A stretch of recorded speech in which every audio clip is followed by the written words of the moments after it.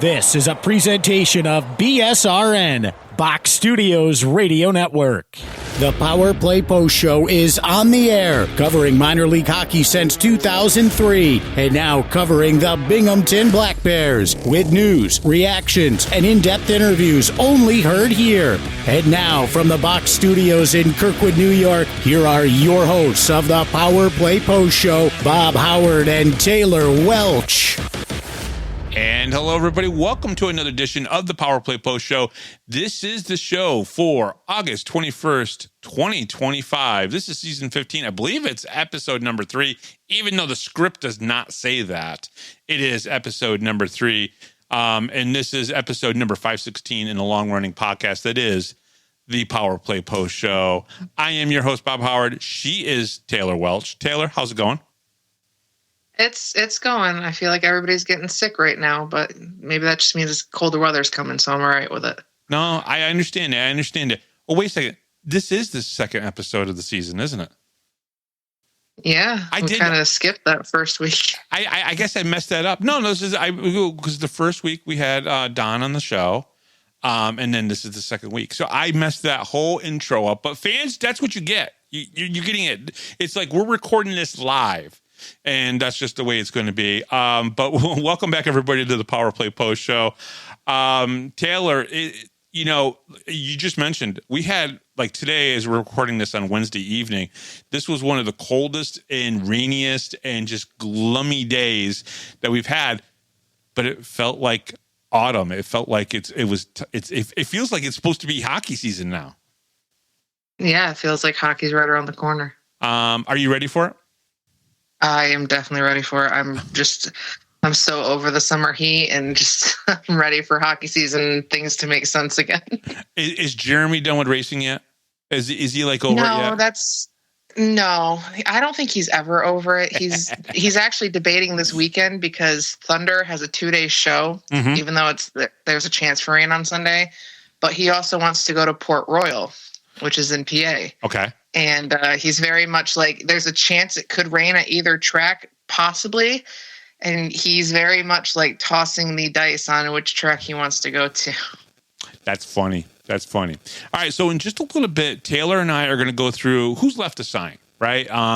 As we're recording this, I think last week, CJ Stubbs signed on Thursday, and then on Tuesday, which was yesterday, as we're recording this here on Wednesday, Nick Swain signed, and we got obviously some other players that we're going to talk about. We're going to put our heads together and we're going to go, are these guys going to sign? I wrote an article Monday for the Power Play Post Show Facebook group, which I'm sure some of you have seen. But if you haven't, go check that out. And this is going to be complimentary to that a little bit as well. And Taylor will kind of go through those people and we'll kind of talk about some of those people that we think will or will not possibly sign. All right. The Power Play Post Show is available on all major podcast platforms, including Spotify, Apple Podcasts, Pocket Cast, YouTube, Amazon Music, and iHeartRadio. Just search Power Play Post Show on your favorite app, and don't forget to subscribe. Join the conversation on Facebook, search the Power Play Post Show, and become part of our community. Be sure to like, comment, and share our latest episodes with your friends. Looking for everything Binghamton Hockey? Visit binghamtonhockey.net, your go-to source for stats, history, and all things Binghamton Hockey.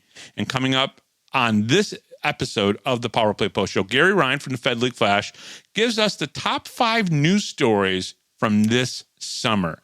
Now, Taylor, if I just kind of put you on the spot real quick, what would you pick as the number one story for the FPHL as a whole?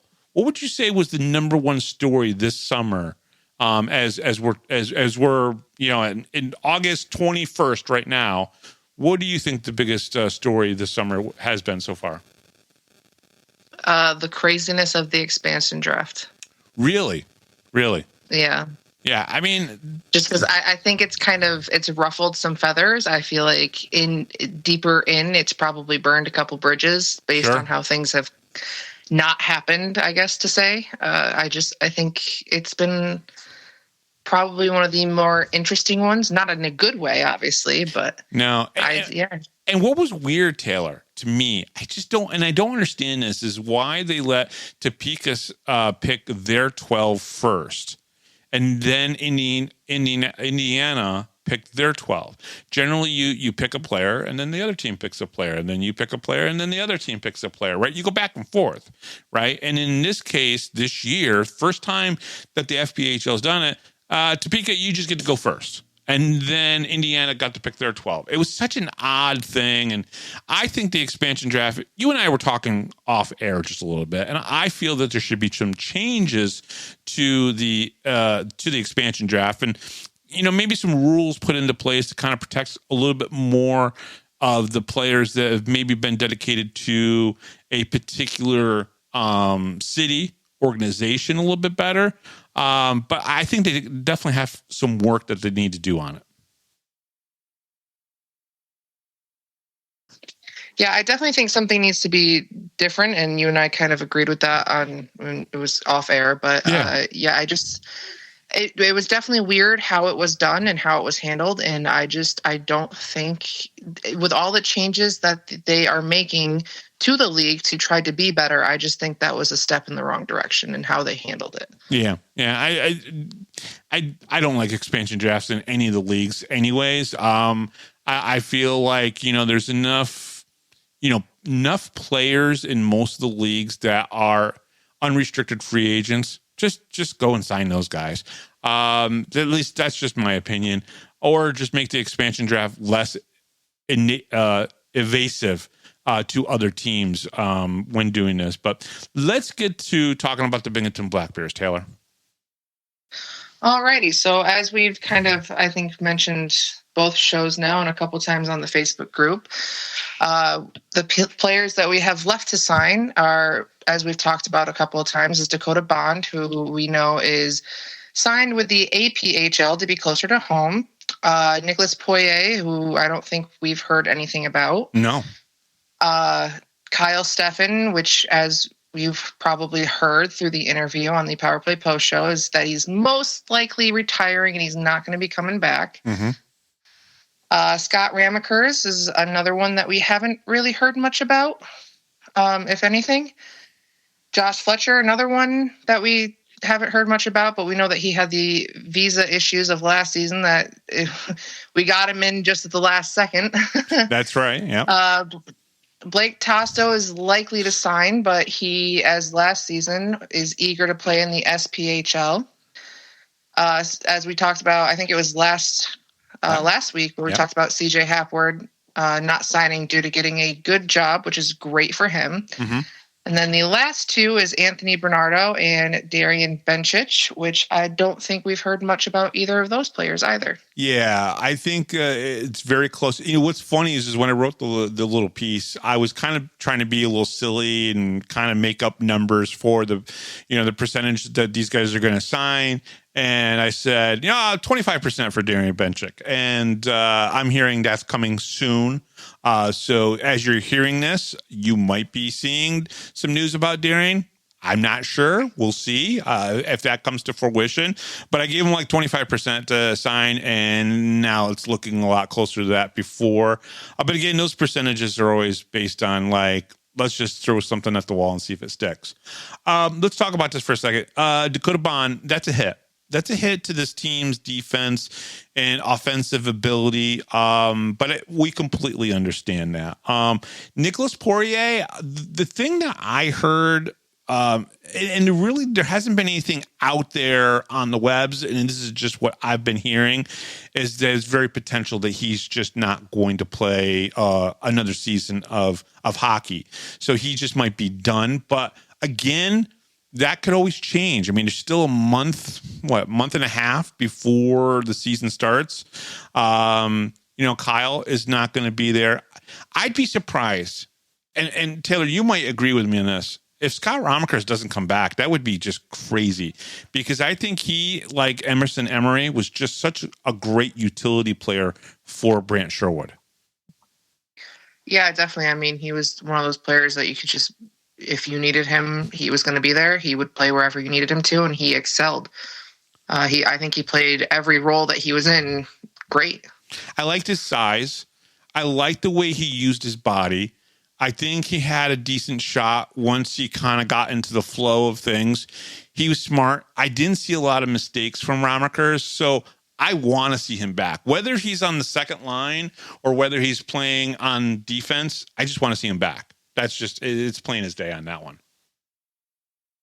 Yeah, I think a lot of fans want to see him back too. I know that he had quite a good fan group out there. I'm still hoping to talk to Josh Fletcher within the next couple weeks. So hopefully if I can get that to come through, I'm pretty sure his plan was that he wanted to come back for another year. So I think that'll be great. Again, figuring out the visa to get him in, that's always the tough part. Toast, I mean, I don't know. Let me ask you this, because I did write about this a little bit on Monday. Do you think Blake Tosto, when we saw him in the beginning of the season to when he came back, I thought he improved a lot from the beginning of the season to the end of the season, and that the time he spent up in the SPHL, he obviously took good advantage of it because when he came back, he looked really good. Oh, yeah. I remember his first game back was an away game when he came back from the SP, and I don't remember if it was Carolina. It was one of the Southern teams, and it was an away game. And he had like the best goal of the night. Like it was the goal that we needed, like the team needed. Yeah. And it seemed like he came in and he knew what he was going to be doing. Yeah. Yeah. Very interesting. Obviously, CJ Happard, we obviously got the new guy goaltending wise, so that's not a big deal. And when it comes to Bernardo, he was a playmaker. He had I think 5 assists, one goal in 6 games or something to that effect, right? But he seemed to really be able to move the puck around really good. So I'm really hoping to see Bernardo get signed and come back in. And like I said, with Darian, we didn't see enough of him. He played 4 games and he was gone, right? Yeah, I did. I enjoyed watching all of the new guys last year. I mean, I think they all did really well. But yeah, Darian, we didn't get to see enough of. And even Bernardo, I feel like we didn't get to see enough of. Yeah, I totally agree. Last Thursday, CJ Stubbs re-signed with the Binghamton Black Bears. Stubbs joined the Black Bears roughly a month into the season last year. He would go on to play in 43 games, averaging 1 assist per game, finishing with 43 and had 23 goals, just like his number. Apparently, that was important to say. Throughout the year, Stubbs recorded 9 goals on special teams, 7 power play goals, and 2 shorthanded goals. This past season, Stubbs managed to record 4+ nights, a 10-game point streak, and 8 games in a row with at least 1 assist, and that was 12. In the playoffs, Stubbs appeared in every game for Binghamton. His first goal of the postseason was shorthanded game-winning goal against Watertown in Game 1 of the quarterfinals, and I believe. No, I don't have that one. I don't have the audio for that one. I thought I did. He followed up that with a power play goal in Game 2 the very next night. Stubbs is the 14th player to re-sign from the Commissioner's Cup Championship team last season. And I got to be honest with you, Taylor, and I'm not trying to put pressure on Stubbsy at all here. This, I think, was the most important re-signing of the season. Gavin is very close. I think Gavin and Stubbsy, these were the 2 re-signings that was unsure, but now that they're here, I think Stubbs is 1A and then 1B is Gavin Yates of how important it was for Brant Sherwood to get these 2 guys back. Oh, yeah, for sure. I mean, Stubbs is a huge asset to this team.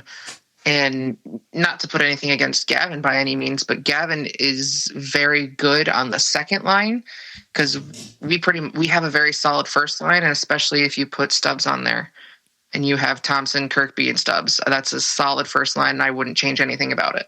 Yeah, I agree 100%. I think going into the training camp, you come in and you just have that penciled in right there. That's your first line. Everybody else is playing for everything else. I mean, I think Gavin is your left wing, your second line left wing, no matter what, right? You and I would both agree on that. Yep. We don't know about the rest. The rest is up for grabs. I think the rest is really for the players to come in and battle for that center position on the second line, the right wing position. I think that, But I think it was so important. Stubbs re-signing was huge. Brant Sherwood talked about it a lot with me last year, how big of a pickup he felt CJ Stubbs was for the team. And maybe in the first 2.5 weeks, we didn't see it. Maybe the first 3 weeks, we didn't see it. But after that first 3 weeks, he just blossomed into the player that he was when he played in the SPHL. I mean, maybe we just didn't see it because we kept confusing him with Weaves, but, Yeah. Yeah. Well, I was so confused every time he came out on the ice. I had to look at the jersey because I was thrown through a loop every single time. I did double takes. It was so bad too, because when I made but none of you guys made the mistake with him. I did. I was the one. I was like, hey, he's like, do I know you? I was like, yeah, of course you know me, Weebs. What's going on? He's like, no, it's Stubbs. And I was like, oh. Well, I am now red in the face, and I've been doing this for 20 years, and now I feel like an idiot. But yeah. Well, I blame Dylan or Brooks for that one because wasn't it? Yeah. He was doing it for pictures or something, and they put a Weber jersey on him. Yeah. So I probably would have made the same mistake. I mean. I know, but it feels so stupid because, what's Weave supposed to think? He's like, I mean, dude, I thought you liked me, and now you think I'm Stubbs. And so, yeah, I feel like an idiot there. But again, I don't think we can understate how important it was to get Stubbs back. Yeah, I think he was a really big asset coming into the season last year. I remember. I don't know if it was the first game or the second game, but Jeremy took a liking to him really quick. I mean, he got one of his jerseys. I think that's probably his favorite player. Really, Stubbs? He's one of mine, too. No. His favorite player is Macananima. He loves that kid. I mean, who doesn't? Well, yeah, true. Enough of the Macananima talk. We're just going to get blasted for that. So let's move on to Tuesday's signing. Alrighty, Nick Swain re-signs for his first full season. Oh, I hear a child. Yeah, she busted in the room. Awesome. Alrighty, Swain joined Binghamton after his collegiate season wrapped up in Wilkes University along with teammate Luke Dobles. Yep. Swain played in 9 regular season games, recording 10 points. In those 9 games, he had 4 multi-point nights. He did appear in all 8 postseason games for the Black Bears during their championship run, tallying 1 assist. Swain becomes the 15th player to re-sign in the Binghamton for the 25-26 season. So, what are your thoughts on where Nick fits on this team? Well, I got to be honest with you, Taylor. This is the guy I'm most excited about coming back. I liked all the players, like you said. From CJ Hapward. I really liked CJ's game last year. I liked all 5 of those rookie guys that came in for us, right? I thought they all were really good. Nick Swain, for some reason, seemed to have a kind of like a swagger about him. He fit into the team so well where it seemed like he'd played all season. He played in 9 games and had 10 points, 6 goals and 4 assists. And he was able to play on the second line, the third line.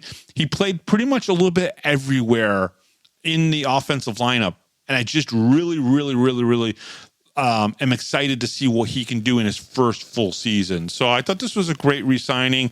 Kind of glad that he's coming back. But again, when you're talking about re-signings, some of these college kids only played 4, 6, 9. So I know that they're saying in the press releases, oh, this is the 15th or the 14th or the 13th re-signing player. But I want to put a caveat on that.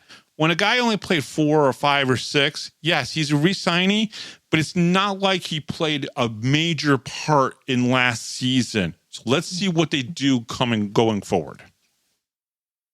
Yeah, I definitely think that, like you said, he fit right in. He was playing on the ice with the guys like he had been there all season, in my opinion. Mm-hmm. I think he's a great addition, and it'll be exciting to see him for a full season. Yeah. Either way, it's. I'm very excited to see what he does. And Taylor, I'll be honest with you, he could be your second line right wing. I mean, that's where he could be slotted in. Because I think there's somebody else that they have in mind to be the second line center, but I think Nick Swain could slot in at that second line right wing. But we'll see. We'll see. I mean, obviously, Brent Sherwood's got a lot of work to do even before then. So, Taylor's take. We're going to do this for the second time. What is your take on needing or not needing an enforcer in a team in the FPHL?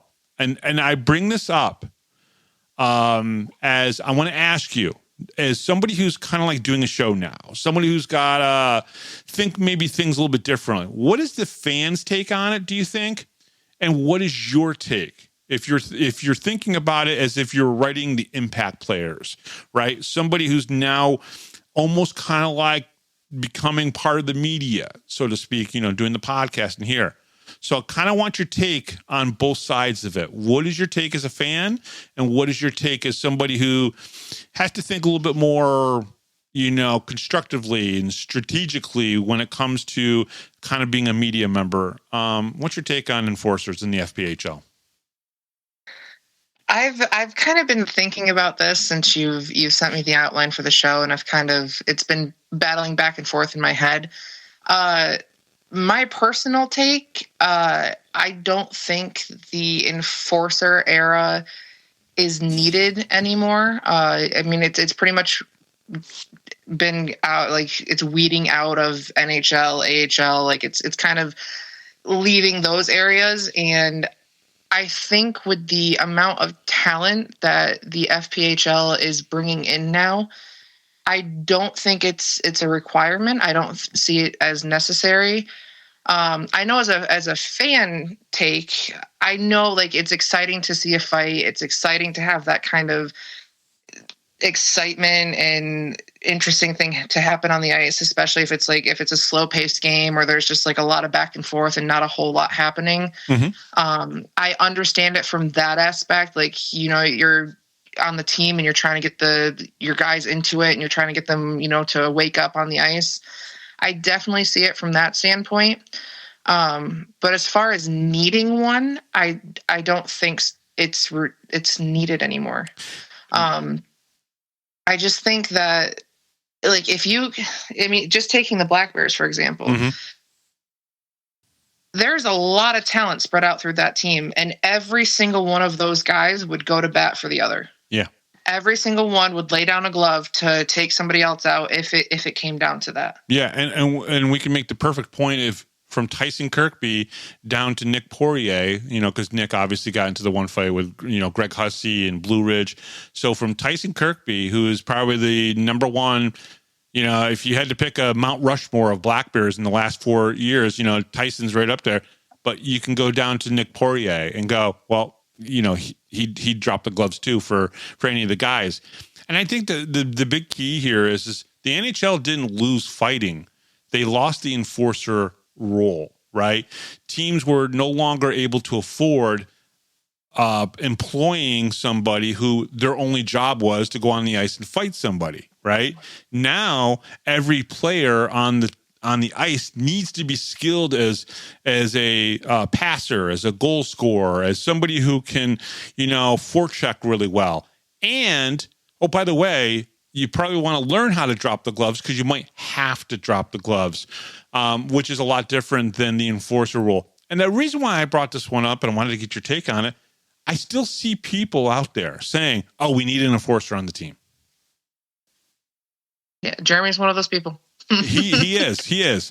So if we brought him on right now, he would say, yes, I think the team needs an enforcer to protect them, even though Josh Fletcher fought 8 times last year. Yeah, he's definitely, and him and I have had this conversation many times, and I get to a point where I let him speak it. I obviously don't agree, and that's fine. He seems to think that you need somebody like he would love to have like a Boilard back on the team. Yeah. Somebody who goes out on the ice and he's going to intimidate somebody else to the point of you're not going to have issues. and there's not going to be problems because they know that they're going to have to answer to Boilard, kind of a thing. But would you agree though that Boilard was a good defenseman that I wanted on the ice when he was out there, not because I was worried about somebody dropping the gloves or trying to go after one of our good players, but because I thought Boilard was a good defenseman. I mean, would you agree that he's a good defenseman too?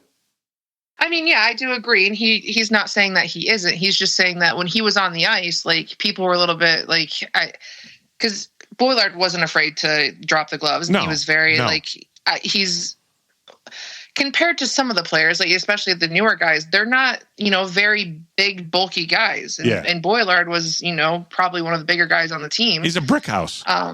Yeah. And that's, I think that's his aspect, is you want somebody that not necessarily isn't like bad, like isn't, just out there to fight, but somebody that when they're on the ice intimidates the other team to not do something so that they have to answer to them. And I understand that viewpoint, but I also understand that the amount of talent that has come in kind of outweighs that to the point where the guys, they might have issues on the ice. Like, if you look at how many issues we had with, I'll just say like Venom last year, where there was so many, like, I wouldn't even say scrums. It was more like yelling between the benches. And, if Jesso had an issue with something, it was a lot of chatter going back and forth, but there wasn't really fights necessarily because, well, we know that at the end of the game, the only thing that matters is what the scoreboard says. Yeah. It doesn't matter if you won that fight or lost that fight. It's going to matter on if you win that game. And that's kind of the mindset that they had all last season, and it worked for them. Yeah. No, you're 100% right on that. And it's and as you basically just iterated, it's more times we hear this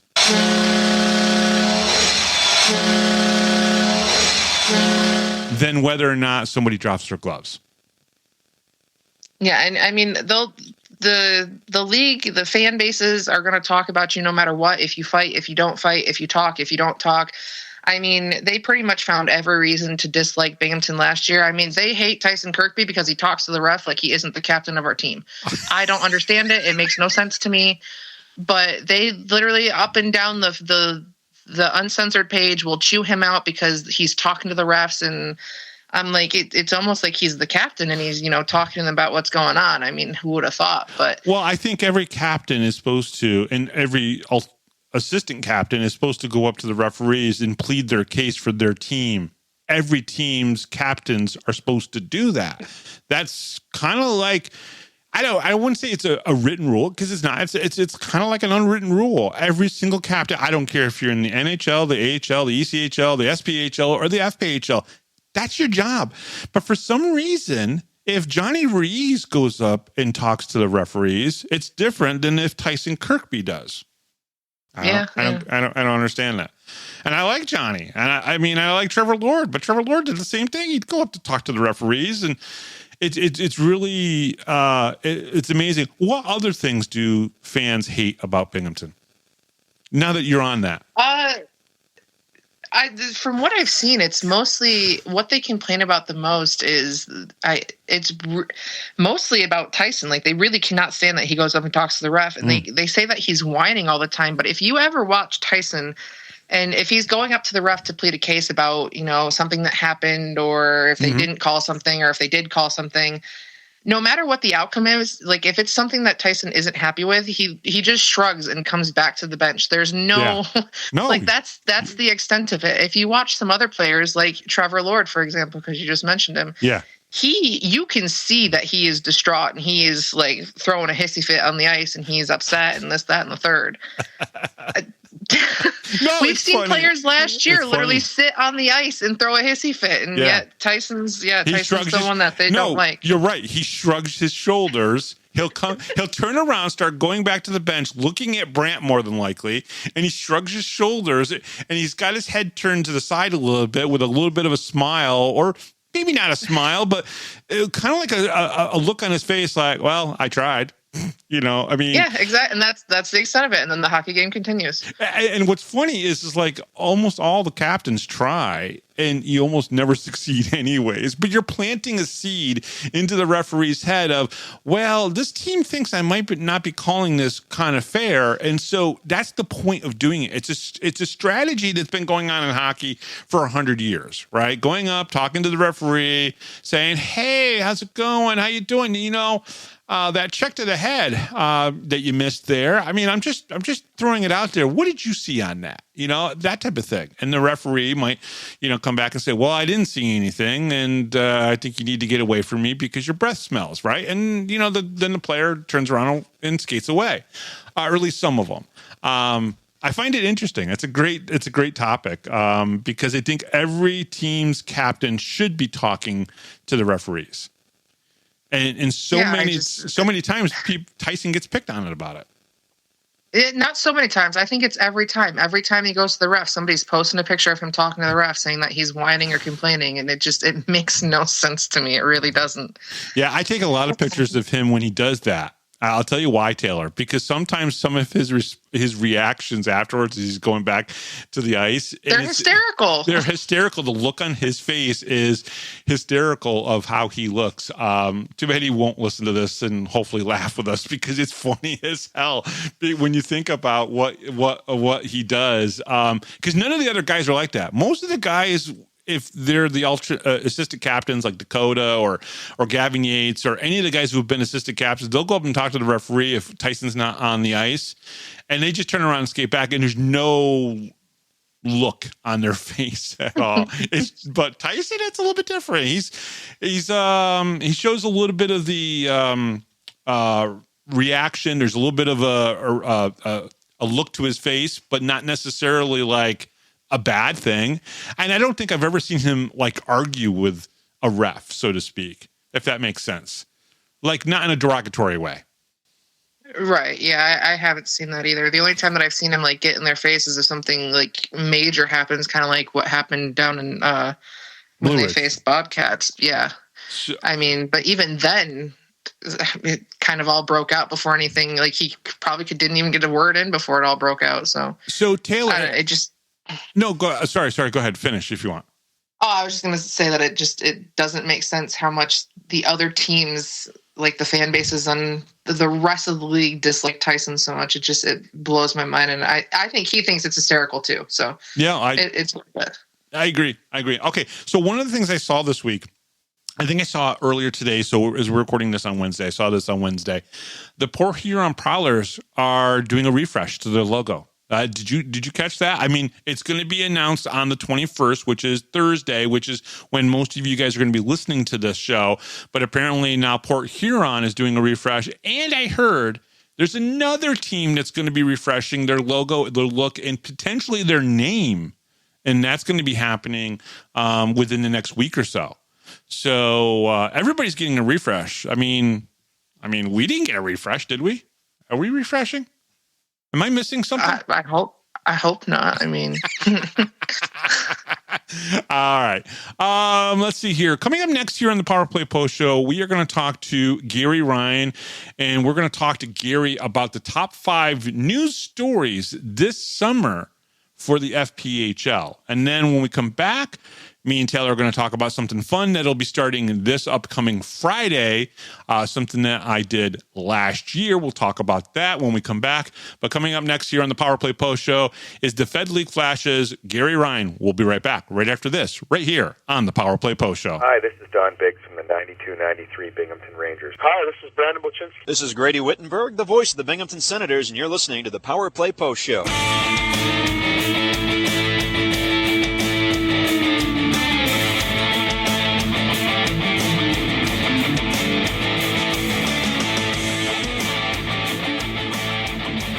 Here is another Power Play Post Show interview exclusive with Bob Howard. And welcome back, everybody, to the Power Play Post Show. Wanted to get this guy on just to talk about what's happening in the FPHL. And there's no better person to do that than Gary Ryan from the Fed League Flash.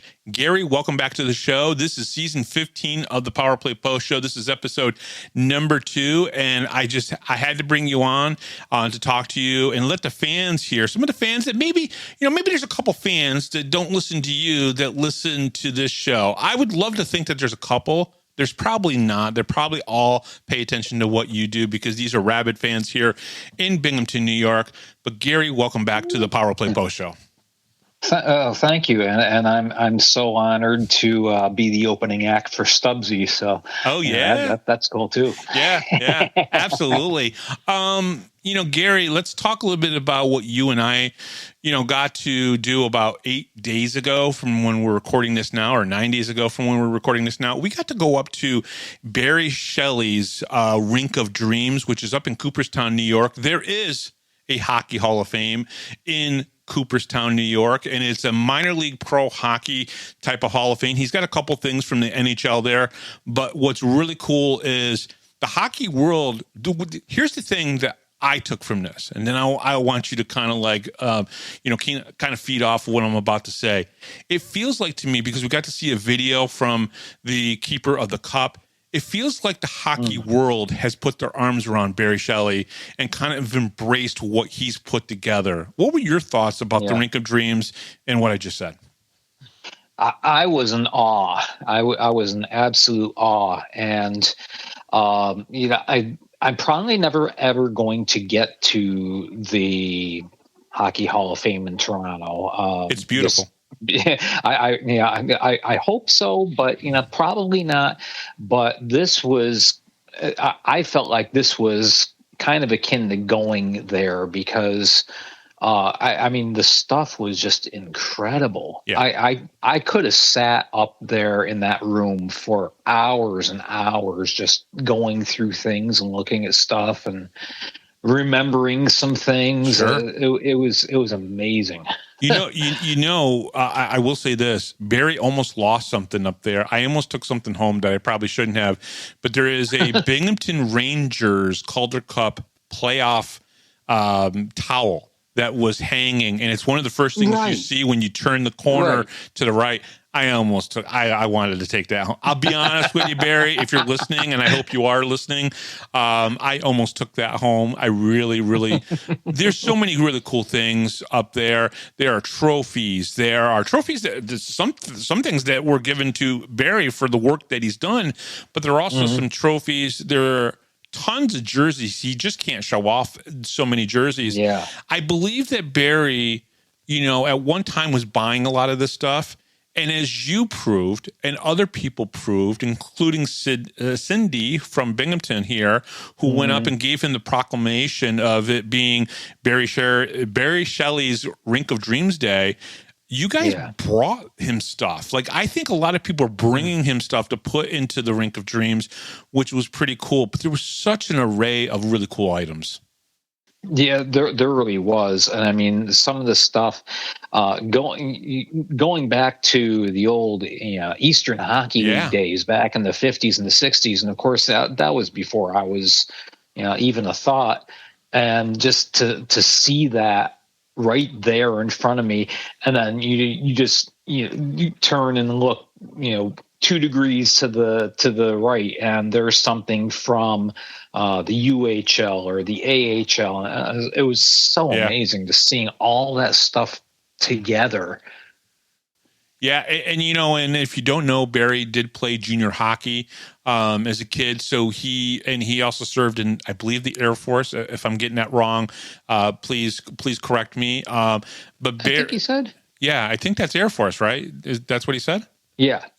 But the work he's done with the Warrior project, which is so very cool. There's so many good things that Barry's done with this. It's not just about him getting all this memorabilia and then convincing some old timers to come out and hang out with him. There has been a lot of good that has come out about it. But I was so very honored. The fact that Barry thought of me to put into his Hall of Fame, his Rink of Dreams Hall of Fame. I have been doing this for a very long time, trying to tell the stories of hockey players and just people within the business, especially in minor pro hockey. It was an honor. I was so glad that you were there, and I was so glad that my wife was there for the induction. It was very cool. Thank you for taking video of it and putting it up on the Fed League Flash's YouTube page. It was very cool, but I was really happy that you were there and that my wife was there. Yeah, I'm glad Kim was able to get up there too. But yeah, that was I was thrilled to see you being honored and recognized for all the work that you've done. And if it were not for the work that you have done throughout the whole years, I wouldn't be doing what I'm doing. That's nice of you to say, but other people have done podcasts and everything. It's very nice of you to say, but there's a lot of people that have done podcasts. I may be one of the first ones to do it for the American Hockey League back in 2004, which is great. But there's a lot of people. It was going to become now. You have to understand something, Gary, and it's amazing how it's not a negative connotation anymore. But people who used to blog. People said bad things about them. People who used to do podcasts in the early days, people said bad things about them. And it was hard for podcasters or people who did what I did or writers on the internet because they were considered bloggers. They weren't considered sports media at the time. It was hard for those people to get into the doors and to become that. I do believe that part of my legacy was doing things in the right way to help open the doors for other people that do podcasts, that do sports writing, to get press passes, to get media credentials. And because the newspapers are dying, the newspaper media people are dying out. There's not many of them left anymore. And unfortunately, like Gannett doesn't even do anything for Binghamton hockey anymore. They stopped after the first season of the Devils. I do believe I have that legacy, but you would have done this either way. I truly believe that because I believe that's our destiny sometimes. Well, maybe not. I really had two main inspirations. The one is the hockey guy who a lot of people know of on YouTube, but the second person was you, because when I would watch the hockey guy, I would remember, there used to be Bob Howard. He used to do stuff, on a weekly show. So, I mean, that was a very direct and important influence to me. I do appreciate that. I really do. Okay, so one of the things that I wanted to bring you on for, other than to talk about Barry Shelley and the Rink of Dreams, which is so very cool, you and I hope are planning to go next summer. I think that would be very cool. I want to be able to go up there, and I want to be able to just welcome in the new people that come in, which I think would be very cool. One of the things, one of the reasons why I wanted to have you on is you're going to give me the top 5 news stories of the FPHL this summer. But before we do that, Gary, because I know you wrote, now tell everyone the story. Before we get to that, tell everyone the story of how you put your notes together, because I think it's kind of funny and kind of cool and cute at the same time. I usually have a notebook.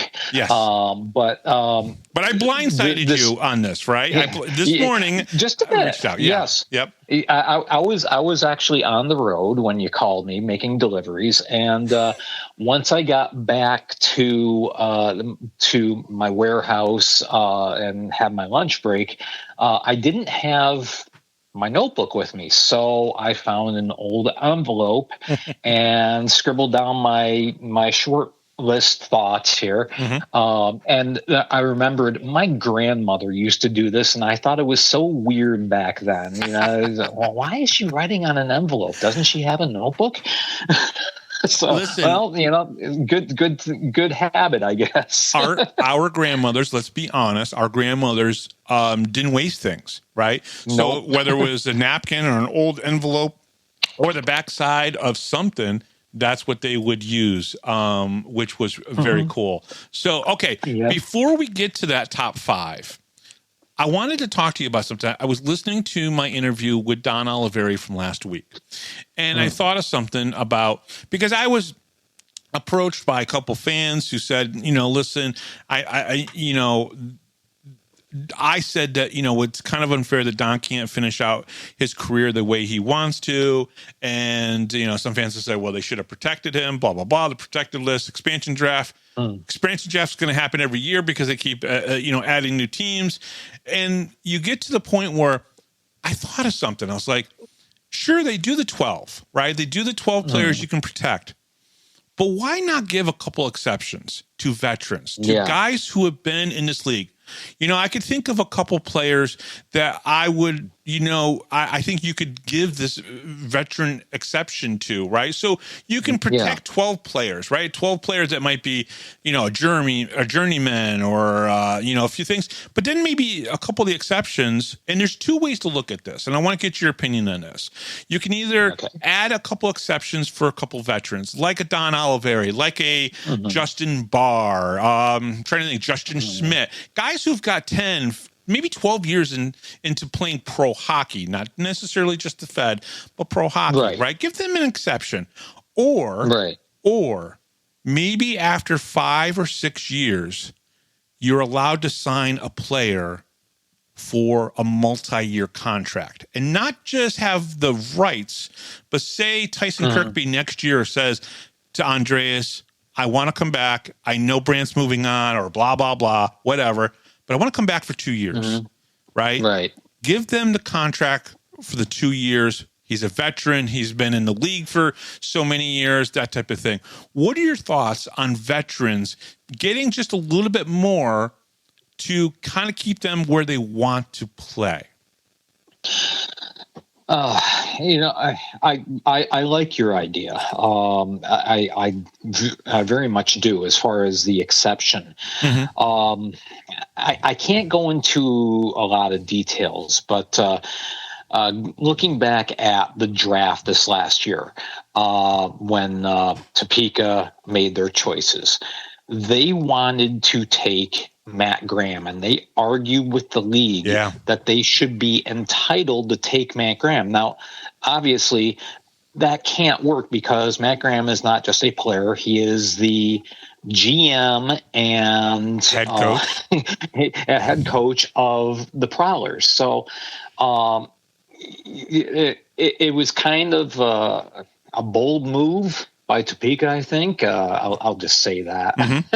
But yeah, there are a lot of players, and the majority of the players in the Fed, they're in our league for 1 or 2 or maybe 3 years, and then they move on to other things. But then there are those who are in it for the long haul because they enjoy playing in the Fed, and they're willing to take a hit financially so they can do that.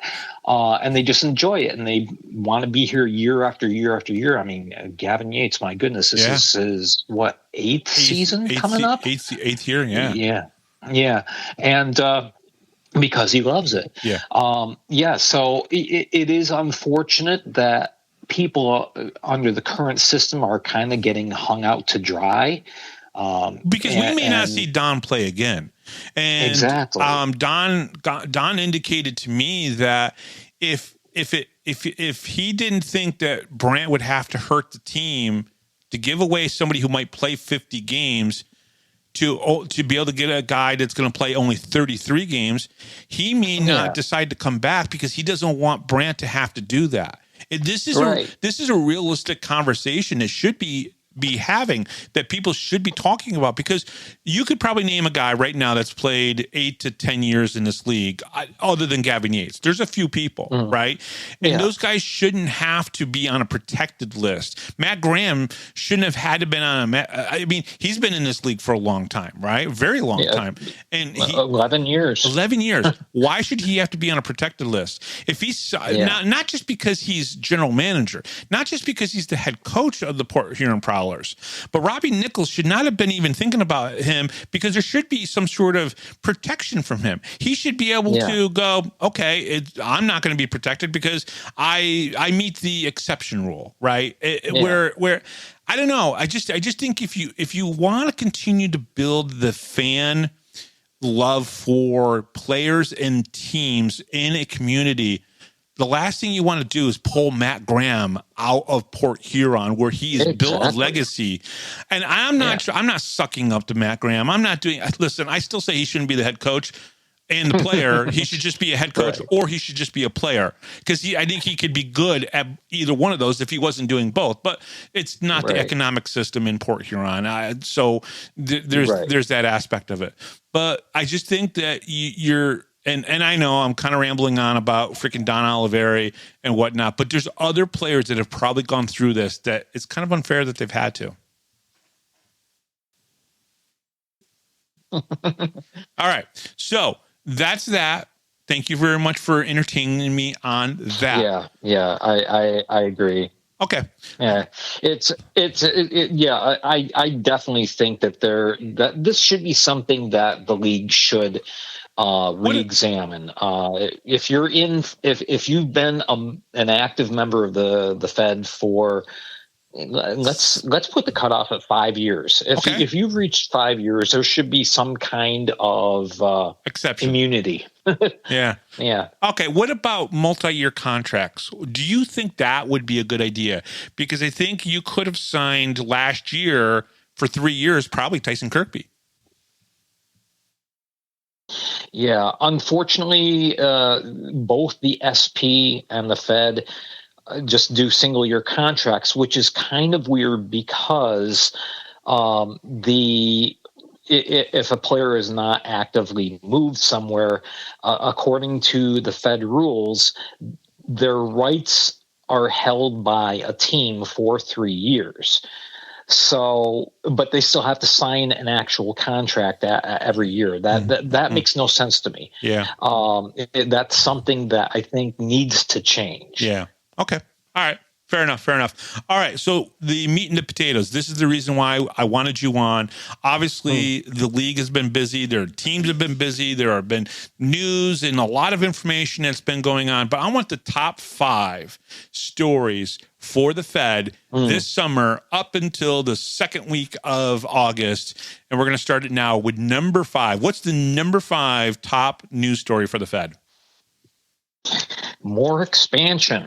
Yeah. Okay. It's hard to believe, but expansion is, it's not just something that kind of goes in spurts. I mean, this is something that the league is constantly looking at. We already know that there is going to be a team in Texas for the 2026 season. I cannot mention the city due to some legalities and things that haven't been tied together yet. So it's not Dallas. They're not competing with the Dallas Stars, right? Don't think so. No, don't think that's going to happen. All right. But you have Texas. There's been rumors that Parker Mescal might be looking at placing a team in another city in Louisiana. Parker, if you're listening, you can come on the show and we can discuss this if you want, Parker. So I'm just throwing that out there, Parker. Just drop in my DMs. Just slide into my DMs. I promise to respond back. Okay. Yep. So expansion. We had Ken Andrews talking about Canada as a possibility. Yeah. There's, the league's possibly looking at some sites in New Jersey or in the Mid-Atlantic area. So, I mean, it's something that's always on the agenda for the executive board. Okay. Something that they're always working on. Okay. All right. Awesome. All right. Number 4. What's the 4th biggest news story this summer for the FPHL? Okay, well, number 4 is going to lead into number 3. Ooh, I like but this. Number four, I would say, is rebrands and new looks for new teams. And now I I don't want to say, like, for example, Blue Ridge. Okay, they redid their uniforms, but their logo was still the same. Right, the main logo, the first logo. The look is very comparable to what it was in the past. So I'm not counting that, but I'm talking about, like, Watertown. With the rebrand there. Biloxi, they rebranded because they had to. And that's what's going to lead into number 3 here. But Biloxi, becoming the Breakers instead of the Mississippi Seawolves, because rights were held and they were not able to spend the money for those rights. So, better to change.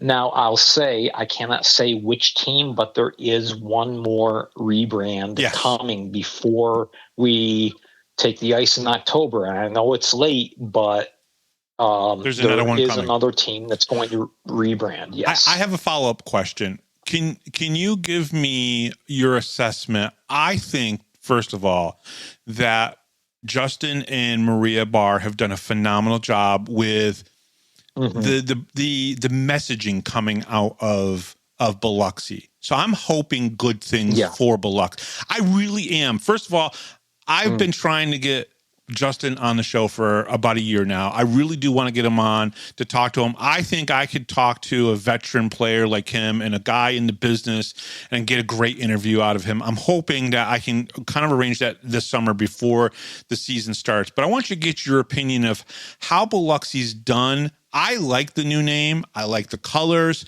I like the messaging coming from Maria and from Justin. And I'm not sucking up because I want an interview. I truly believe that. I like the hire of Charlie Pence Jr. I like some of the players that are coming there because they scared the crap out of me when they were in Watertown last year. I did watch your video from today. So I feel you there. Your thoughts on how Biloxi is done so far this year? Yeah, I think Biloxi has done a fantastic job.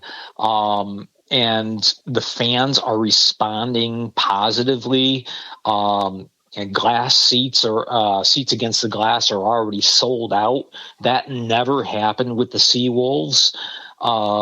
There are fans that are saying, I didn't want to try and get season tickets or a package plan before because I had no idea if this team was serious. Now, they're saying, this looks fantastic. And there really seems to be a relationship that's being reestablished with the fans. And that was so needed. So it's great to see. I think they've done fantastic. Great. Awesome. All right. Number 3. What's the third biggest? You said number 4 kind of rolled into number 3. Okay. Well, number 3 is we are in the post-Barry Soskin era of the FPHL. Wow. This is, I will say, Gary, I'm surprised this isn't higher, but it's number 3. Go ahead. Well, you'll see why when we get to the other two. Barry Soskin was a very important person for the FPHL in their early years. He really helped the league to transform from their first stage where they were just playing in, little community rinks just right around New York and spreading out into new markets and new regions and getting the product out there to a whole bunch of fans that probably otherwise would not have been able to see pro hockey. So he did a great job with that. He helped the league kind of transform into like a second phase. Now we're transferring into a third phase. And I don't mean this in a disrespectful way, but I think that third phase was just something beyond Barry's reach and beyond his comprehension. Unfortunately, we saw the last couple of years him basically orphaning a couple of his teams, which was very unfortunate. And in the end, I think he had too much control and too much power, and I think the league understood and saw that finally and said, this just isn't going to work in this model anymore. We have to move past this and move forward. Very good. Very good. Yeah, I agree with you. I've been covering minor pro hockey for a long time, and I'd seen a couple owners own a couple teams, but I'd never seen so much control by one person in any one of the leagues. I know Spire Sports. I call them Spire Motorsports because I pay attention to NASCAR a lot, and they have NASCAR teams. And I'm so used to saying Spire Motorsports instead of Spire Sports. But I know they own a few teams in the ECHL, and of course they own the Athens Rock Lobsters. So I've seen it, but just not to the degree that he was. So this is obviously a very good thing. All right, number two. Yes. All right, number two is a story that actually began for us even before we got to the finals, and that is live streaming. Yeah. We obviously started having the YouTube issues. I started doing a very intense investigation this last weekend in which I contacted every PR director, every team, and said, where are you going? What's the future plans for live streaming, especially after all the trouble that we had with YouTube last year? And it wasn't just Binghamton. There was 7 teams altogether that had issues at one point with YouTube. So we're trying to find out, what everybody's plans are. And just to list this really quick, I've heard back from 12 of the 14 teams. Some teams have said, yeah, we're set. Right now, the plan is Port Huron, Binghamton, Columbus, Monroe, and Danbury are going to stick with YouTube and continue to use that. The league wants to unify everyone under the app Sporfy or Sporfy. I'm not sure if you say Sporfy or Sporfy, but anyway,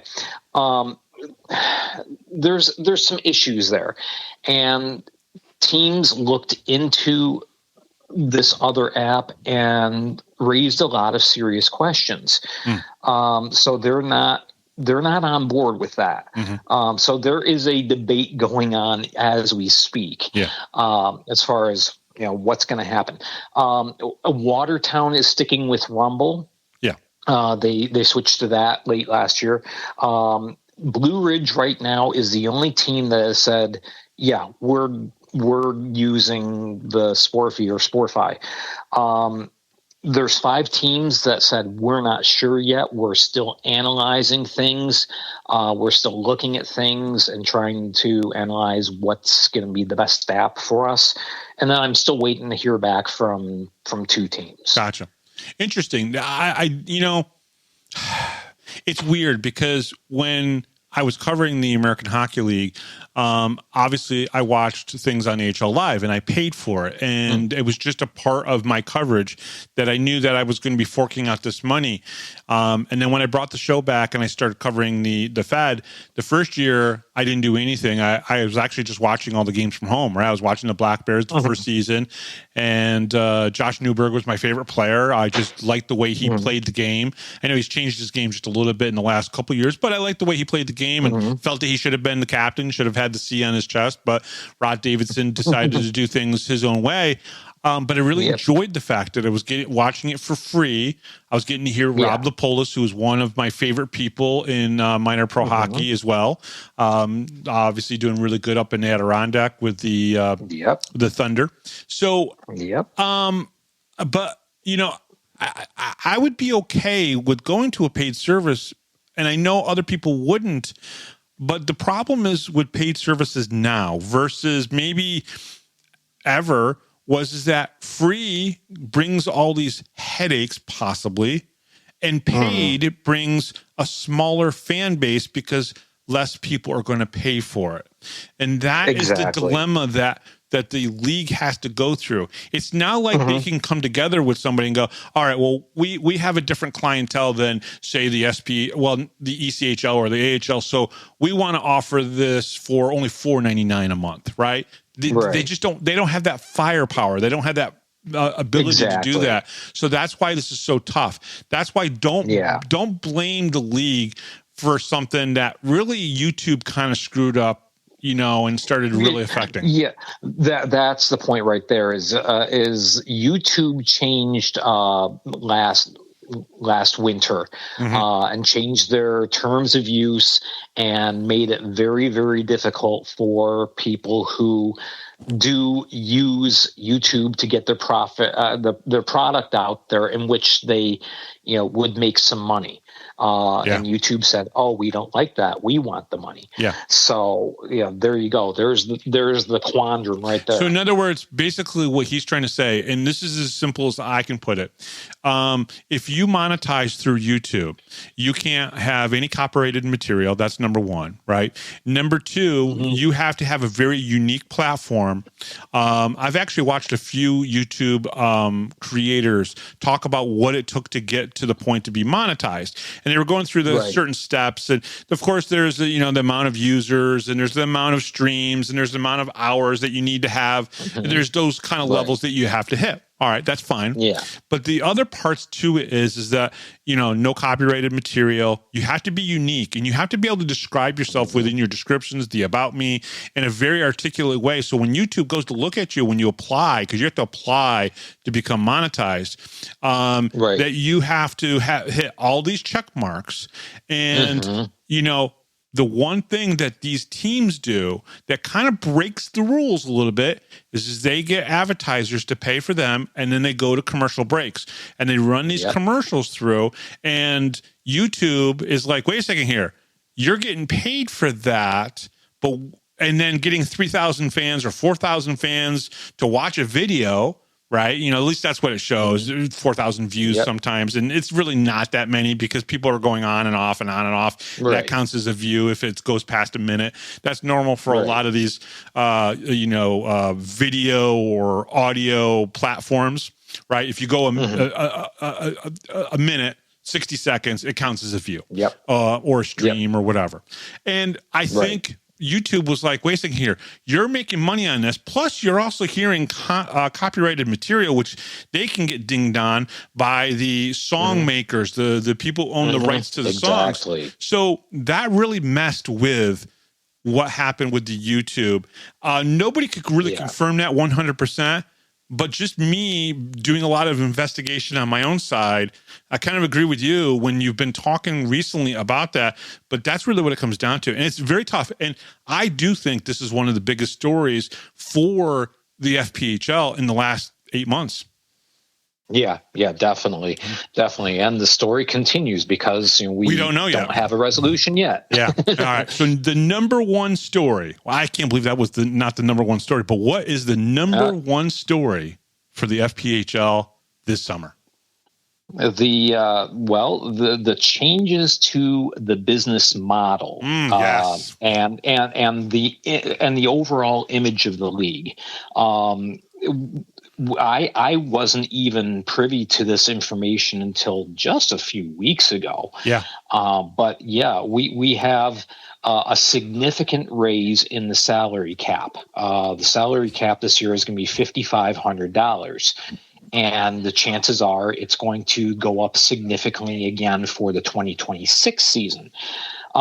Team budgets are way more than what I had said on a video a few weeks ago. Really? Team budgets on average now, and I got this from a couple different owners.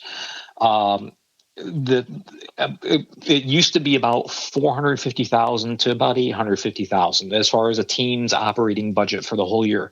Well, that is now more like $1 million to $1.5 million. Wow. So that's a significant increase. And that just about matches what the SP has for their operating budgets. So there's definitely a change in that philosophy. We're seeing sleeper buses now starting to make appearances, long overdue appearances in the Fed. Yeah. We have a change in scheduling where it's more according to location and geographical pods and rivalries, as opposed to just trying to balance everything out. We have a switch from the decisions being made solely by the Fed's executive board to now decisions are being made by the Board of Governors. Starting off by committees that put together ideas, and then the Board of Governors actually vote on them. That's a very important. That's how the AHL does things. They put they have committees that put together these things, and then the Board of Governors. Now, some of the Board of Governors are actually NHL GMs, but the point is, though, it's still voted upon. So Hershey and Chicago and some of the independent teams out there in the AHL still have a say, because they have Board of Governors that are assigned by the local ownership group. Exactly. The final thing, which I think is a huge improvement, is the league changing from a not-for-profit status to a more traditional business corporate model. Huge. When that is finalized, then hopefully the application is in to the Immigration and Naturalization Service. Hopefully the league will be able to extend year-long visas to P1 to visas. Players. Yeah, and that is so important, because we have players like Josh Fletcher, who has been going through a nightmare the last 2 years with visas, because he can only get a 6-month visa currently. Once this changes and everyone's able to get year-long visas, first of all, it's going to attract a bigger amount of talent. More people are going to want to play in the FPHL. And second of all, it's going to alleviate so many problems and headaches for players. No team, the players aren't going to have to leave their team halfway through the season to go back home to renew their visa and hopefully come back. All that will be changed, and that is such a huge image boost for the Fed. Yeah, 100%. And I do agree with you. I think this is the number one story of the season. Great list. My first top 5 list. No, I'm just kidding. But this is a great list. These are all the important news stories. I wanted the fans to hear it from the person who probably follows this the most. I probably follow it the second most, because I think the two of us are the only ones that really have a year-long podcast talking about the Fed realistically. You more so on the whole league side, talking about the different teams, the players, the movement, and me really concentrating on Binghamton. But I have to sometimes bring up this stuff, right? Because if I don't bring this stuff up, then the fans here in Binghamton don't understand why certain things happen, right? So it's very important to bring it up. So, Gary, thank you very much, as always. Oh, well, thank you. I deeply appreciate it. And hopefully this year is going to be a lot smoother than last year for the whole league. So. Yeah, let's hope we don't have to do special fundraisers for teams. Hopefully that aspect of this is over with, we just play a lot of hockey and have a lot of great games and whatnot. He is the Fed League Flashes, Gary Ryan. You can see him on YouTube. You can listen to him on the Flash Audio Network, which is a bunch of things, just like the Power Play Post Show is. Gary, thank you very much. It's always a pleasure, and I can't wait to see you sometime within the next couple months at the Binghamton Black Bears game. October 10th, I will be there. Excellent. He is Gary Ryan from the Fed League Flash, and we'll be right back right after this, right here on the Power Play Post Show.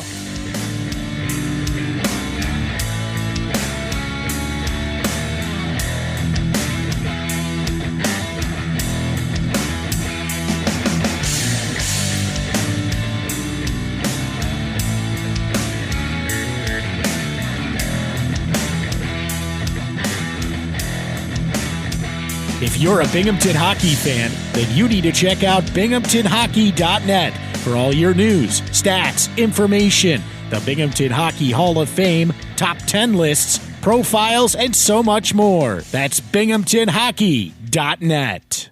You're listening to the Power Play Post Show. And welcome back, everybody, to the Power Play Post Show. That was Gary Ryan. That was the top 5 news items of the summertime for the FPHL.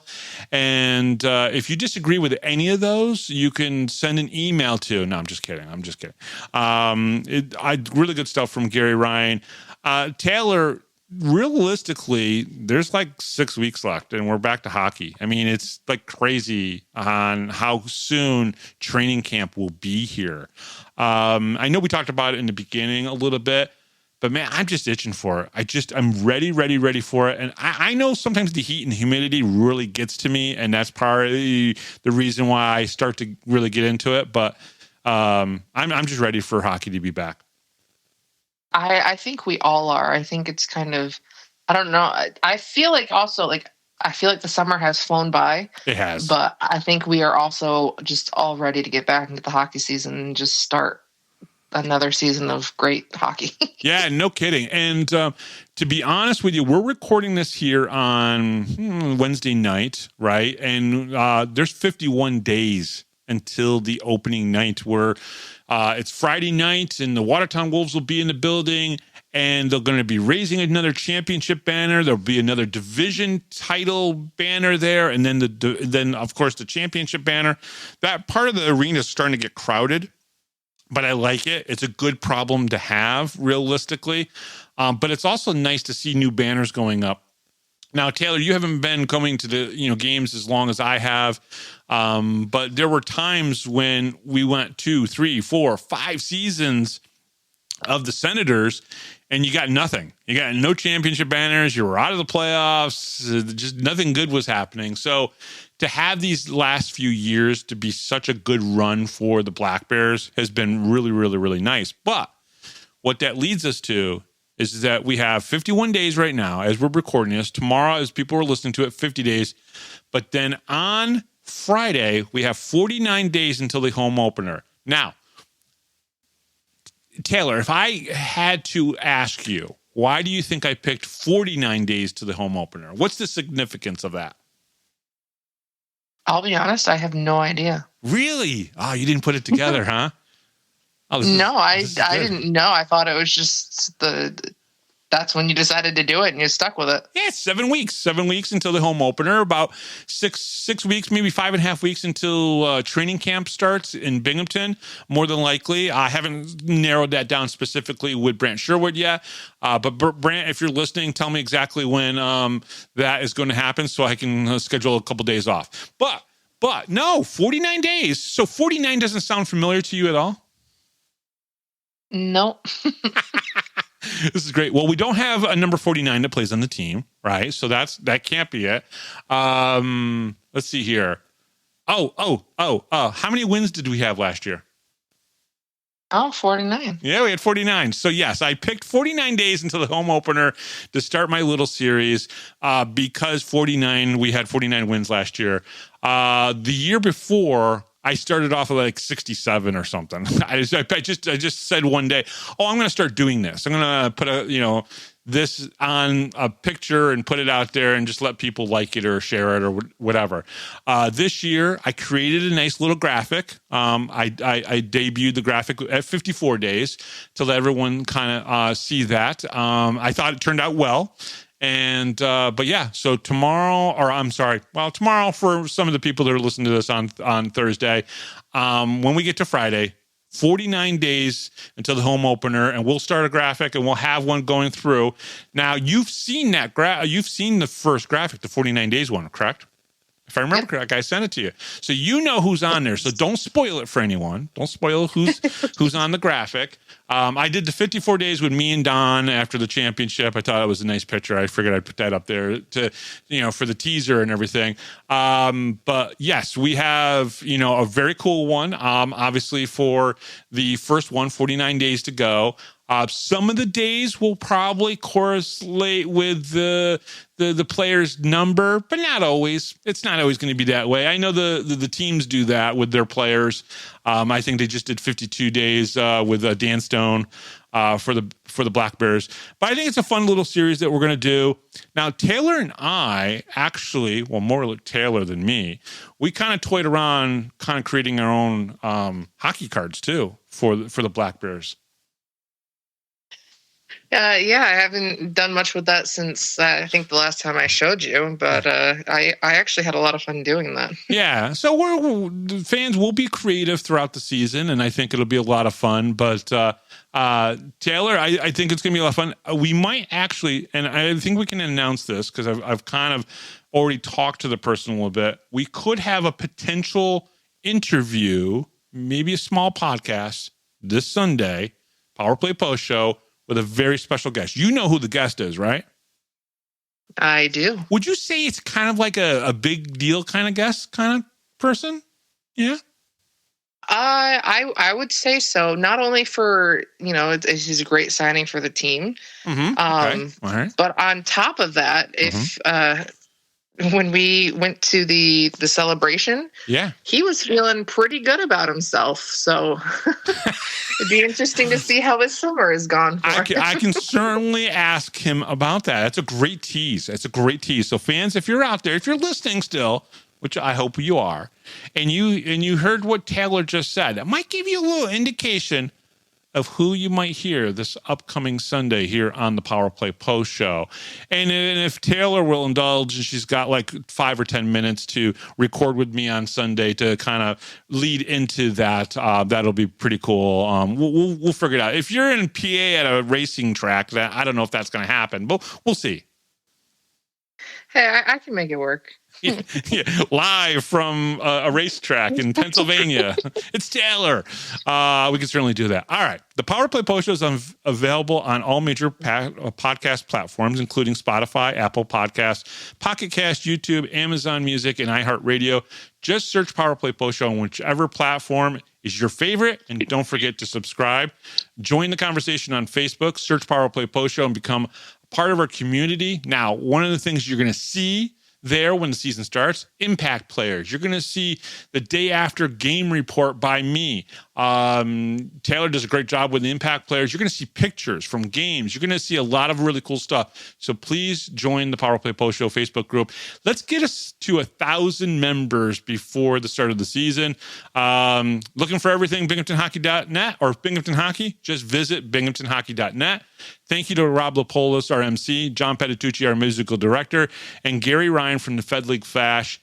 I am Bob Howard. She is Taylor Welch. And we'll talk to you next time right here on the Power Play Post Show. And it could be just as soon as possibly Sunday. Take care, everybody.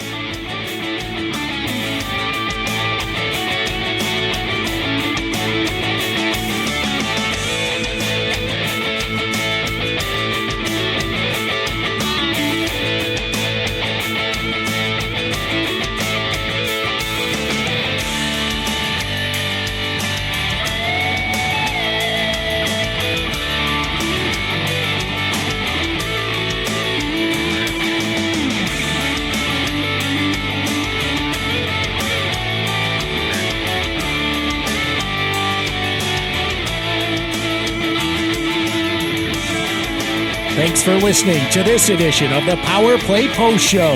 Be sure to tune in next week to the Box Studios Radio Network for all the latest Black Bears news and interviews from around minor league hockey. The Power Play Post Show would like to thank John Patitucci for all the music you hear on the show. You've been listening to the Power Play Post Show.